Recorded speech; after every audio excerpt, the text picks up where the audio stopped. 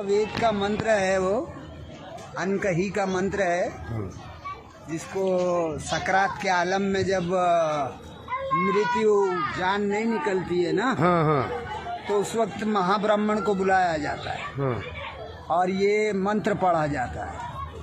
इस मंत्र का नाम रखा गया है अनकही।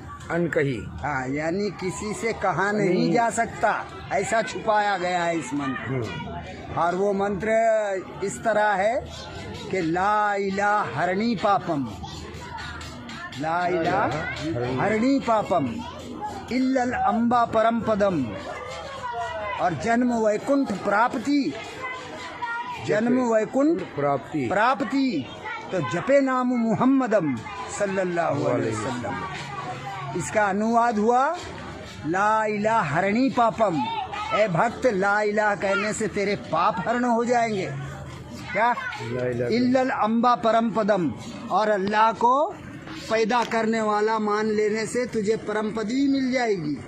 और जन्म वैकुंठ प्राप्ति, और हमेशा के लिए स्वर्ग प्राप्त करना चाहता है, जन्नत हासिल करना चाहता है, तो जपे नाम मुहम्मदम, तो मोहम्मद साहब के नाम वाला कलमा जप ले।